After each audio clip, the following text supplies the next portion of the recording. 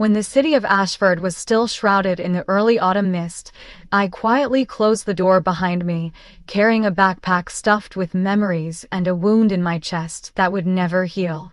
They were still asleep inside the old house where I grew up, and I left without saying when or if I'd ever return. My younger brother, Logan, had just received a brand new car as a graduation gift, while I was handed a rent bill for the very place I'd cleaned, cooked, and quietly lived in for 23 years.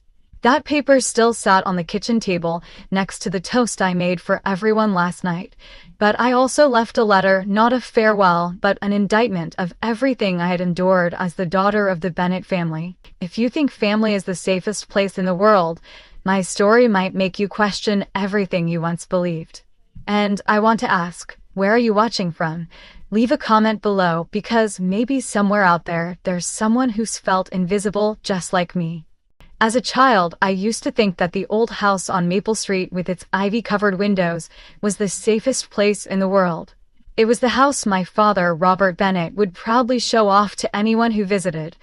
A gray tiled roof, a rose garden neatly trimmed by my mother. Outsiders would see the Bennetts as the model family of Ashford. A father who was the CEO of the largest building materials company in the area, a mother who was the picture of grace at every church gathering, a smart and handsome youngest son who stood out everywhere from the classroom to the basketball court. And then there was me, Ella, the eldest daughter, a faint pencil mark in the perfect portrait they painted. I still remember that flutter of hope as a little girl, standing outside my father's office door, clutching a test I'd take, hoping he would be proud, that he'd look at me the way he looked at Logan. But every time I knocked, I got nothing but a cold glance, a passing look, or a curt reply. "I'm busy. Ask your mother." In the evenings, my mother would walk around the house, checking windows, stopping by my room only to remind me about the lights, never once sitting down to ask how my day had been.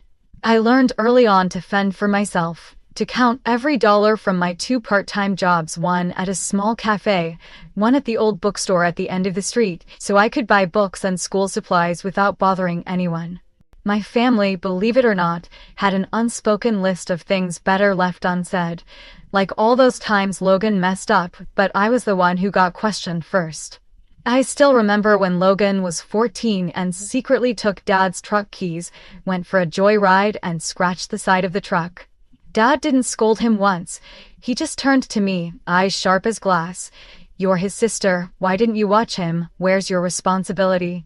All I could do was lower my head in silence, even though I'd worked late that night and only got home after everything had happened. Mom just gave a faint, dismissive smile. Ella has always been irresponsible with the family, and quietly cleaned up the mess behind me. Maybe the deepest pain wasn't even in the accusations, but in the cold, silent indifference. Those family dinners where every conversation revolved around Logan's achievements, the school basketball championship, the partial scholarship to Oregon State, or simply the new suit Mom picked out for him for the gala. I sat at the end of the table trying to join in, but whenever I spoke about my little projects or the first online order for my handmade jewelry, Dad would glance over his glasses, shake his head. "You're still dreaming. When will you start doing something serious?" Mom was always too busy to listen. A daughter shouldn't care too much about a career. Focusing on the household is more important. Logan never had to do anything for himself. He got to choose new clothes, had his own car to drive to school, and was rewarded for even the smallest achievements. The only time I ever saw him get in trouble with Dad was when Logan was kicked off the basketball team for getting into trouble with friends. But it blew over quickly. Just a few days later, Dad took him to buy a new mountain bike, calling it a pick-me-up reward. As for me, even when I had good grades, I still had to take care of everything myself. Online college tuition, books, every single expense, all balanced from my part-time jobs. I once asked Mom why Dad had never given me a word of encouragement, not even a simple thank you. She only sighed.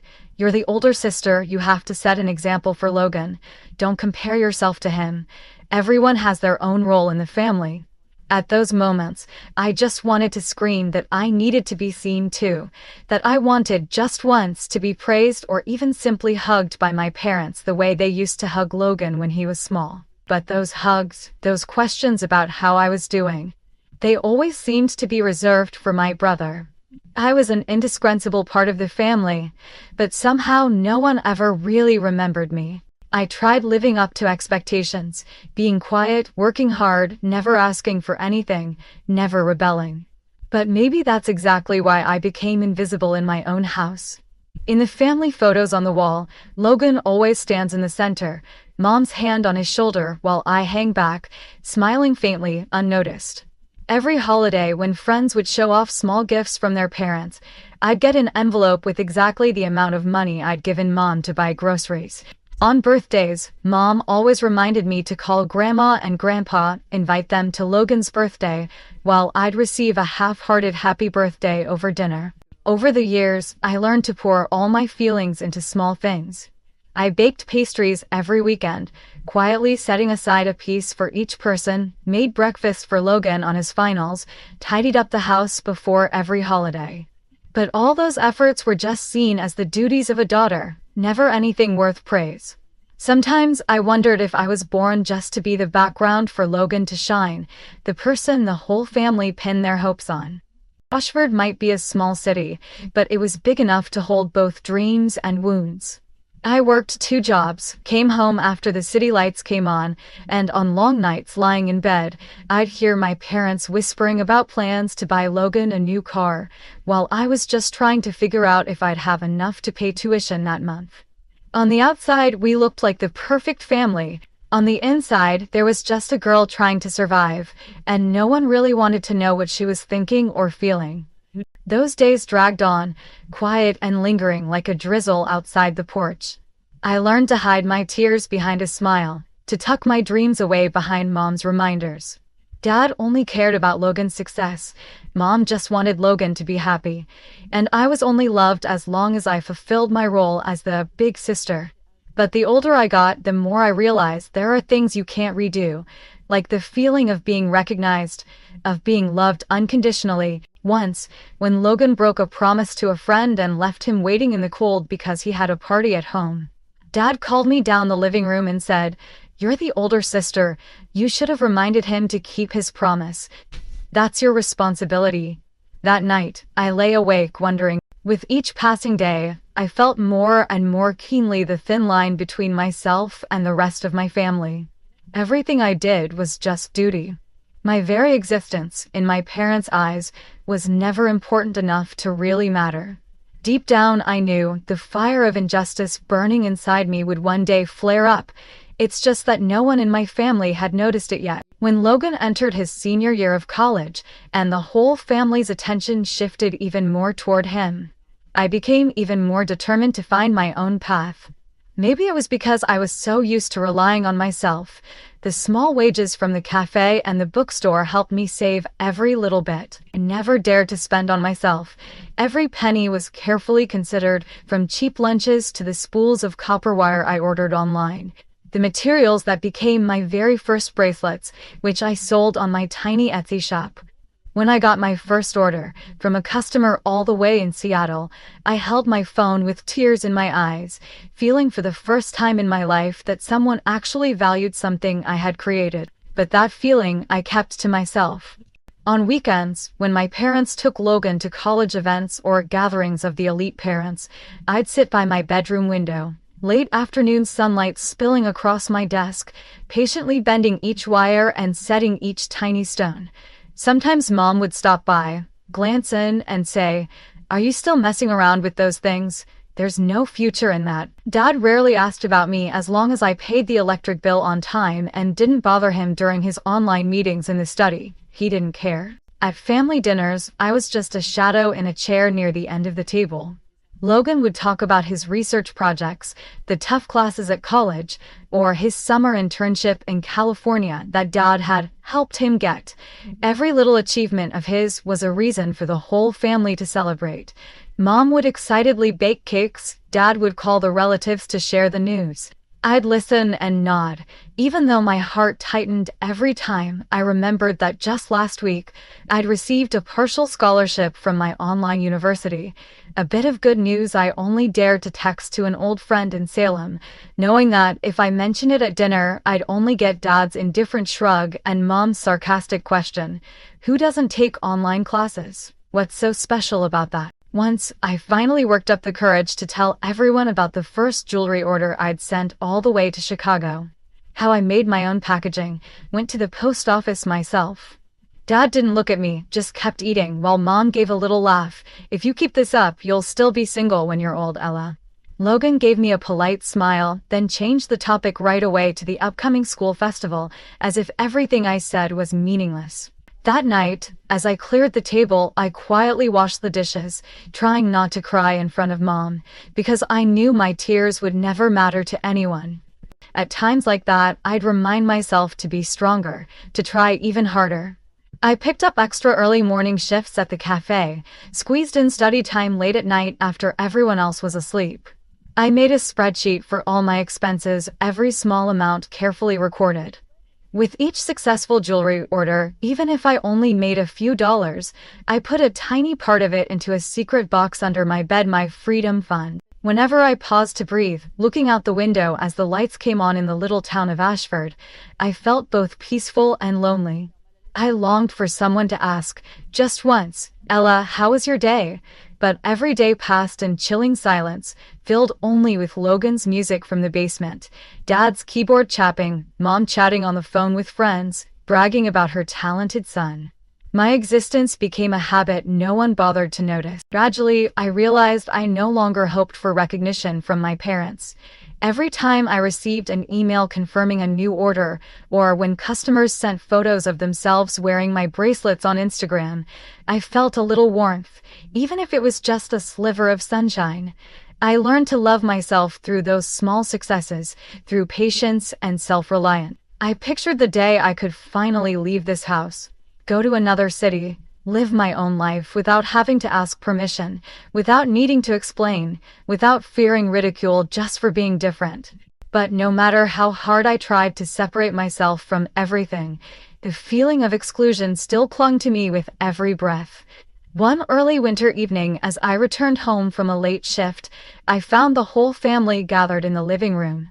They were planning Logan's graduation party, discussing the restaurant booking, the guest list, even the special dessert menu Mom had chosen just for him. No one asked if I wanted to give any input. No one asked how I would participate. I just stood at the doorway for a moment, then quietly went to my room, telling myself I was used to being left out.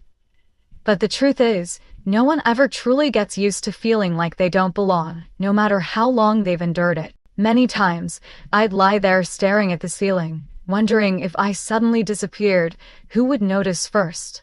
If I left them a sign, would anyone really understand? Every night, those questions would come back, silent but heavy, leaving me hurt and aching. I kept telling myself that the time would come for things to change, whether that meant changing myself or finally leaving this place for good. Logan's graduation party was held on a Saturday night, just as Ashford was turning into summer. The house was filled with fresh flowers, blue and white balloons lined the hallways, and the scent of perfume mixed with barbecue and the cakes my mother had baked herself. Relatives, friends, my parents' colleagues, even people whose names I couldn't remember, all showed up, all beaming, showering Logan with their warmest congratulations. My brother stood in the center of the living room, hair slicked back, tailored suit fitting perfectly, wearing the confident smile of someone who's always been favored by the world. I helped my mother arrange cakes, clear glasses, and ran back and forth like a real waitress. Whenever guests arrived, I forced myself to smile, listening as one person after another praised Logan, occasionally receiving a polite greeting meant for me. In that moment, I realized I'd never once been the center of attention at any family party, not for my birthday, not for Christmas, not for New Year's. I was always the one in the background, helping, listening, nodding, never the main character in my own story. When the party reached its peak, my father raised his glass of wine, and the noise in the living room fell silent. He looked around at everyone, his gaze landing on Logan, and in a deep, proud voice he declared, "Tonight, we're here to celebrate Logan Bennett, the pride of our family, who's graduated with honors, who has never disappointed his parents for a single day. Your mother and I are so proud of you, Logan." The room erupted in applause, every eye filled with admiration for my brother. Then Dad continued, pausing for effect as if to build suspense. "And we want to give you a special gift, something every hardworking graduate deserves. A brand new car." Out on the driveway, Logan shouted with excitement, and the guests poured outside, clapping and cheering as Dad pointed to the gleaming white Tesla Model 3 parked right in front of the house. "Do you like it?" Dad asked, and Logan, unable to hide his joy, hugged both our parents as laughter and applause echoed across the neighborhood. I stood quietly on the porch, watching everyone crowd around my brother. The hugs, the cheers, and I was nothing more than a faded shadow in the background. Mom walked by, smiling, and whispered, "Ella, can you pour some more water for the guests?" I nodded, swallowing my sadness, and continued my silent role as always. Near the end of the party, after most of the guests had left, Dad called me into the living room. He sat back on the sofa, his face serious, with Mom beside him, hands clasped. I knew something was wrong, my heart pounded in my chest. Dad didn't mince words. "You're a near adult now. Starting next month, you'll need to pay rent." I stared at him, a cold chill running down my spine. "I'm still in college," I replied softly. "I'm still contributing around the house, still helping Mom, still working 2 jobs. Dad cut me off with his familiar furrowed brow, his voice firm. "Logan's a son, he needs to focus on his career. This house, your mom and I bought it to reward him when he graduates. It's what he deserves. But you need to learn to be independent. No one can support you forever." I turned to Mom, hoping for some trace of sympathy, but she only sighed. "Your father's right, Ella. At your age, I was already taking care of myself." I bit my lip to hold back tears, trying to keep my composure, but inside, everything was shattering. On the very day my brother received the biggest gift of his life, I was handed a rent bill by my own family. I walked back to my room, my head buzzing, the laughter and voices of Logan and his friends outside, echoing my loneliness and insignificance in the house that once felt like home. That night, I skipped dinner, lying silent in my room, listening to Logan's car start up and pull away. I thought about all my effort and sacrifices through the years. Every small thing I'd done to keep this house tidy, every late-night shift, every word of encouragement for my brother. All of it now worthless. The only value they saw in me was $900, 0 cents a month, as if my very existence needed to be paid for to be allowed in this family. When darkness covered the town, I sat by the window, the yellow streetlight glowing on walls lined with memories. For the first time, I no longer wanted to hold on to anything here. There was a sharp, cold feeling at that moment. I knew this was when I truly began to leave my family. Even if my body was still in that little room, my heart had already gone. I couldn't sleep at all. Every sound in the house seemed amplified, waves of coldness filling my room. The shadows of trees outside flickered on the wall, swaying like hands knocking softly on old memories. I curled up under my blanket, tangled in thoughts, anger turning to sorrow, hope giving way to despair, stared at the blurred ceiling through tears, struggling to understand how, with a single decision from my parents, everything I'd ever valued or believed about love could shatter so quickly. My whole life, I'd done everything right. I remembered being 16, walking home in the rain from a friend's house because Logan was busy driving his friends around and Mom was on the phone ordering his birthday cake. Every childhood memory felt like a shard of glass cutting into my palm. The more I remembered, the deeper the pain, the colder I felt. I wondered if I kept staying, kept doing these invisible things for them, would anything ever change? Or would I forever be a shadow, living on their pity, paying rent just to exist in the place once called family? The night dragged on, each tick of the clock heavy as I tortured myself. Am I useless? Am I selfish? Are my parents right? Early in the morning, while Logan was returning home to the gentle hum of his new car, I had already been up for hours. I sat at my desk, beside my spending notebook, a little box of handmade jewelry, and an unsent letter to my best friend in Salem. I gazed at the things I'd once cherished, and suddenly they felt foreign. I understood then that I no longer belonged here, not because I wanted to leave, but because staying had become nothing more than an empty obligation. They needed me to keep the house tidy, to ensure there was always food on the table, to pay my share of the bills. But who actually needed Ella? The person, the daughter, with a heart full of scars and small hopes. The next night, I lay quietly watching moonlight filter through the curtains, listening to the rustle of leaves. I knew that if I kept waiting for someone to love me, my life would always be nothing more than silent summers passing by the window. Quietly, I got up and rummaged for my oldest backpack, the one I'd never used because I'd never gone anywhere far.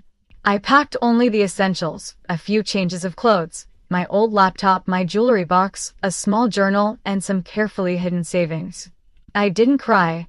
It was time for me to go, not because I'd lost, but to save myself from this invisible swamp. Before sunrise, I sat one last time at the kitchen table, once the center of every family meal. I took a blank sheet of paper and started writing not a goodbye, but an indictment of every wound I'd ever endured. I wrote about every time I was ignored. Every day I worked myself to exhaustion, only to be met with a dismissive shake of the head. Every dollar I contributed to the house that no one ever acknowledged. I described every tiny sacrifice, every time I wiped my own tears and smiled again just to avoid bothering anyone. I didn't blame them, I just wrote the truth, clear and cold as an account statement. I tried my best, but no one ever saw. If tomorrow you look for me, remember, no warning, no phone call, no text. I quietly left the Bennett house at dawn, while everyone else slept in their warm beds. I walked to the bus station in the cold morning mist, feeling both hollow and strangely light inside. I bought a one-way ticket to Salem, a city not too far, but far enough for a new start, where I had a friend who once told me her door would always be open if I ever needed help. I didn't look back. With every step away from Ashford, I left behind broken expectations, harsh judgments, and even the unnamed pain I'd carried for years. This was the beginning of a new journey, a journey to reclaim my worth and my true self, no longer just a shadow in what was supposed to be my home. Salem greeted me with a light morning drizzle, cold enough to make me shiver, yet I felt like a new seedling breaking through the soil, fragile but eager to live. The bus station in the city's outskirts was quiet. I dragged my heavy backpack past rows of old wooden benches, watching unfamiliar people hurry homeward. In my heart, I carried only one address. The small apartment of Olivia, my best friend from high school, the only person who'd ever asked, "Ella, if you ever need to go somewhere, promise you'll call me first." I never thought I'd have to call, but it was that early morning call, just 2 words, "Can I come?" that saved me from the depths of despair. Olivia welcomed me with a tight hug at the doorstep, a warm smile, and a cup of hot tea waiting on the kitchen table. Her apartment was small but full of sunlight, the scent of toast and jazz music playing softly, soothing my broken heart. We said little, just exchanged glances that told me here I was allowed to be quiet, to breathe, to be vulnerable without fear of judgment. In those first days in Salem, I lived like someone lost from their old world, bewildered, cautious, but filled with hope. I sent out job applications to a little cafe bookshop on Main Street, where the owner, Mrs. Moore, preferred people who listened to customer stories rather than making small talk. She asked about my work experience. I told her I'd made coffee, cleaned tables, sold old books back in Ashford. She smiled. "That's enough. Here, all you need is to be diligent and honest." For the first time, I felt a simple trust, unconditional. No expectations, no comparisons. I threw myself into work, savoring the early mornings when I opened the shop before the town was fully awake, watching sunlight filter through dusty bookshelves, listening to the bell tinkle as regulars stepped in to order their usual. Each day, I got to talk with people who knew nothing about my parents, who held no expectations for me except a friendly smile and a perfectly made cappuccino. My first modest paychecks in Salem didn't make me rich, but they gave me a sense of agency, the freedom to choose my own path. At night, returning to the little room Olivia let me rent for next to nothing, I would sit by the window and open my grandmother's old journal. My grandma, Evelyn Carter, was the only woman who'd ever looked me straight in the eyes and said, "No one has the right to define you except yourself." In those time-stained pages, she wrote about her youth, about building her own bakery business even when my grandfather objected, about loneliness and the courage to stand up for herself after being belittled again and again. Between the diary pages were letters, financial statements, and scraps of paper with curious notes. "Scholarship fund for Ella. Don't tell anyone except the lawyer." Those notes piqued my curiosity and gnawed at me. I talked to Olivia about them and asked for her help tracking down information about the scholarship fund and any assets my grandmother had mentioned. Olivia introduced me to one of her friends, Mason, a young lawyer specializing in family estates. Mason agreed to help me review the papers and contact the law firm where my grandmother used to work. The process was slow, but each day I uncovered more about my own family, the meticulous care my grandmother took, the worries she poured into her small savings accounts, the secrets my parents never told me. Alongside the process of reclaiming what was rightfully mine, I gradually realized freedom wasn't just about leaving Ashford, but about learning to love myself, accepting my scars, and letting myself grow up. For the first time in years, I had time to breathe deeply, to read a romance novel without fearing anyone's judgment, to make a few extra pairs of earrings and bracelets for new customers in Salem, and post pictures online. Regulars at the book cafe started asking about my jewelry. Some even requested custom orders. The feeling of being recognized slowly returned, not because of who my parents were, but because people truly liked what I created. One cold, rainy afternoon, Mason called, his voice bubbling with excitement. "Ella, I found information about a trust fund your grandmother set up just for you. It's still intact, and your parents were never allowed to touch it." I was stunned, a rush of justice and relief flooding my chest, as if the universe had finally returned something I should have received long ago. I thanked Mason, tears falling before I realized. But this time, they were tears of hope, of freedom, of a new belief that I could finally build the life I dreamed of, without anyone's permission. To me now, Salem is a city of new beginnings, small, peaceful, but wide enough for dreams, for the rebirth of someone who once felt lost. I still remember Ashford, the house draped in ivy, and those rainy summer days.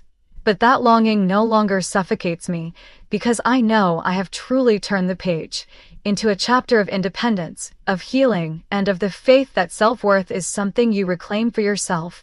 The first message came while I was standing behind the espresso bar, clumsily working the milk frother, my mind still lingering on ideas for a new bracelet set for a regular customer. It was a string of unfamiliar numbers, the message urgent and cold, lacking any warmth or genuine concern. "Ella, Mom's been calling you nonstop. Come home immediately. Logan's in trouble." I read it again and again, a vague emotion rising in me. All these years, calls from my family were always commands. Only when they needed something did my name suddenly appear at the top of their priority list. I tucked my phone away, forcing myself to get back to work, but the chatter in the cafe began to fade behind the echo of old memories. That evening, Olivia found me curled up on the sofa, clutching my knees, eyes fixed on my phone. 30 missed calls from Mom, a few scattered texts from Dad, even a number from Aunt Lisa whom I hadn't spoken to in years. All of them revolved around Logan. It turned out my brother had been arrested for driving under the influence, causing a minor accident in downtown Ashford. Logan wasn't hurt, but the incident quickly became the talk of the town, a stain on the reputation my parents had spent years building. With everyone focused on the scandal, I was suddenly the one they needed most, the only one who could heal the family, as my mother pleaded, or at the very least, serve as the excuse to restore their idea of normalcy. I hesitated, torn between pity, concern, and an anger I couldn't even name. How many times had I been the last resort when everything at home fell apart? How many times had I been summoned back, just to be the shield for a family already rotting from the inside? But this time, I couldn't completely turn away. I thought about Logan, the kid who used to stuff bread into my backpack before tests, who would quietly apologize when Mom scolded me for his mistakes. I knew, even though Logan had never truly taken my side, deep down he was still just a child swept up in our parents' whirlpool of expectations and pressure. After many restless nights, I decided to return to Ashford, not to reconcile nor to save the family's reputation, but to face the final darkness in my heart. The day I returned, the old house seemed to shrink before my eyes, ivy now covering much of the porch Mom once trimmed every week. The air was suffocating, everything inside was messy, cold, as if the house itself was tired from keeping up the perfect facade for too long. Mom rushed out and hugged me, her arms trembling. "You're home, thank God." Dad only nodded, dark circles under his eyes from sleepless nights. I asked about Logan directly. Mom's voice cracked. "He's still at the station, needs a family member to bail him out. The police won't accept bail over the phone. Your dad, he's very stressed." I looked at him, feeling none of the warmth, only the shadow of the man who terrified me throughout my childhood. Only when I agreed to go to the police station with Mom did she finally stop crying. Logan sat huddled inside, pale, hair a mess, eyes swollen. When he saw me, he stammered, "I'm sorry, Ella, I let everyone down." I saw in his eyes real regret, nothing left of the arrogant little brother from before. I sat across from him, not just because of the accident. I said quietly, but because of everything else. "You know better than anyone, don't you?" Logan lowered his head, his voice shaking. "I know about the scholarship fund. I know Dad took it for my tuition. I know Mom was in on it. I was scared that if I said anything, things would get even worse. I messed up, Ella. But I always felt like I was just a pawn in their plans. They mapped out my path, my fate, told me I had to be their pride." After listening to him, my anger faded into something I couldn't quite name, half pity, half relief. Logan wasn't the only villain in this story. He, too, was just a victim of a warped web of expectations, of conditional love, of secrets and manipulation passed down through generations. In that moment, I realized I was no longer trapped in silence, pity, or resentment. I wasn't the weak girl who cried in silence because of injustice anymore. I had changed, and it was time to choose the truth, and choose myself. After signing the bail papers for Logan, I left the police station, not going back to the old house, but heading straight to the Central Park, where I once dreamed of a life untethered to anyone but myself. My phone vibrated again. This time it was Dad, Mom, the whole family trying to pull me back into the role of the one who fixed everything. But I knew now that coming back wasn't about returning to how things were, but about confronting everything left unsaid, and firmly drawing the final boundary between myself and the old patterns I never wanted to carry forward. That night, I rented a room at a small hotel near the park instead of returning to the family house. In the darkness of that unfamiliar room, I lay awake thinking about what I was about to face. No longer was I afraid of the old fears, being misunderstood, being punished, not being enough. This time I carried a new strength. A strength that came from no one but myself, from freedom, from the recognition I'd found in Salem and the people who truly saw me. The next morning, I arranged to meet my parents and Mason, the lawyer, at a law office in Ashford. When I walked in, both parents were already there. My father's face cold and slightly arrogant as always, my mother's exhaustion and anxiety clear as day. They didn't ask how I was, just waited for me to speak first. I sat down and laid out the documents Mason had helped me gather. Proof of the trust fund my grandmother had created just for me, money transfers, evidence that my father had withdrawn the funds without consent, misused them, and even forged my signature to redirect part of the fund to Logan's tuition. Mason calmly presented each piece of evidence, his voice steady but never harsh. My father tried to argue, saying he only wanted to manage things for his children's best interests, that I didn't understand the pressures of being a parent, that everything was for the family. But this time, I didn't let him steer the conversation into the familiar dead end. I looked him straight in the eye and said, "I'm an adult. I know the difference between fairness and selfishness. I don't blame you for spoiling Logan, but I can't accept you taking away my autonomy, stealing what Grandma left for me. You can't build a family on lies and manipulation. My mother broke down in tears, trying to explain that she was caught in the middle, that she just wanted peace. But I made it clear, you watched everything happen and never protected me. You cared more about pleasing Dad than about losing your daughter. Now, I'm choosing to stand up for myself, even if it means walking alone.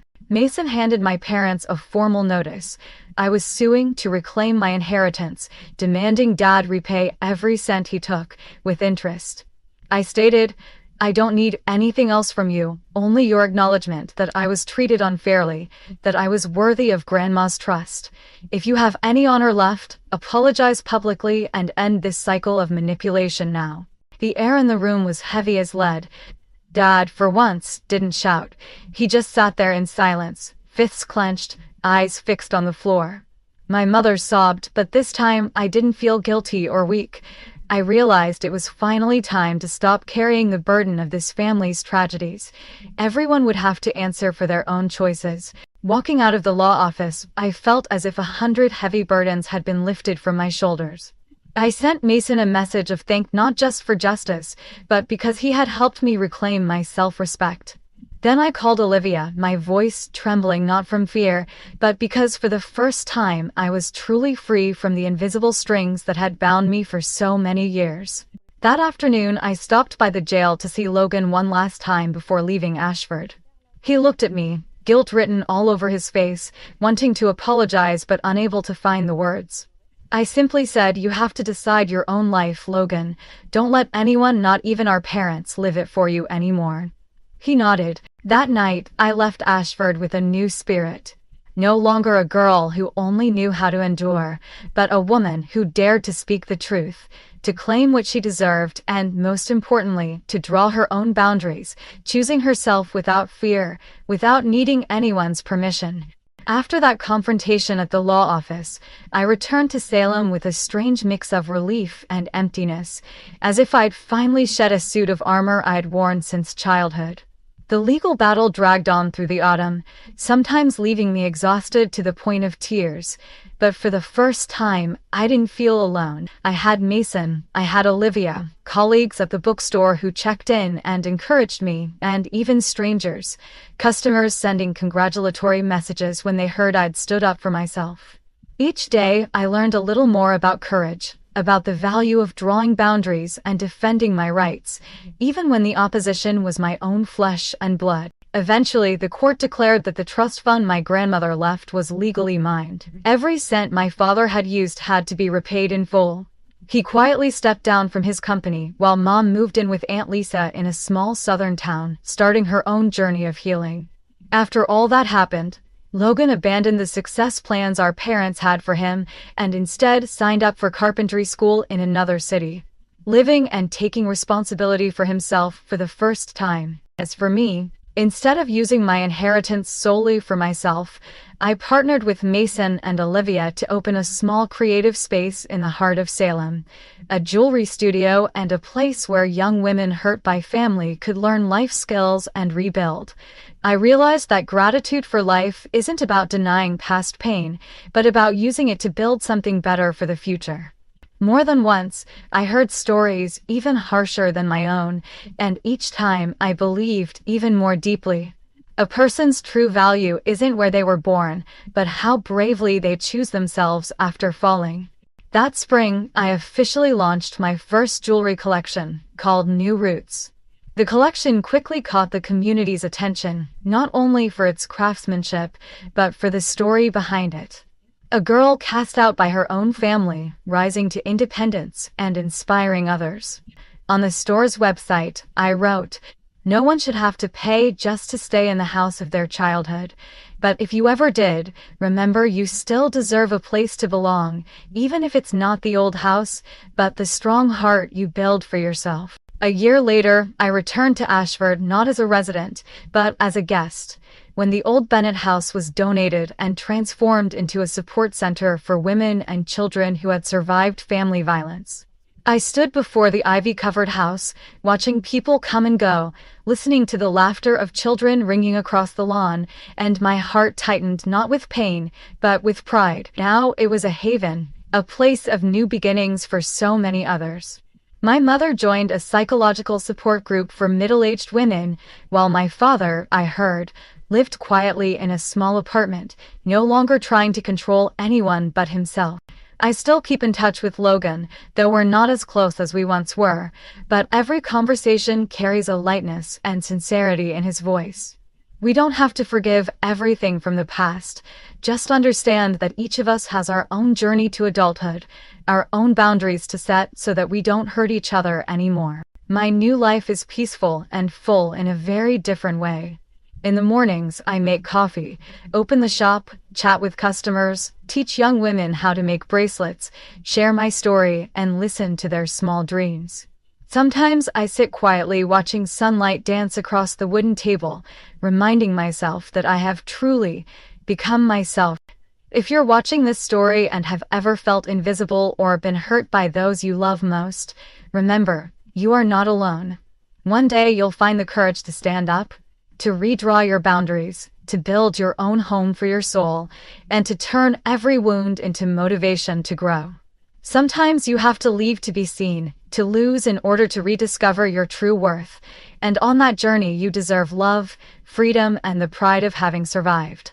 If you've ever felt the way I did, please share your story in the comments below. Here, no one is invisible, no one is left behind, only people brave enough to start over and heal together. Thank you for listening to my story.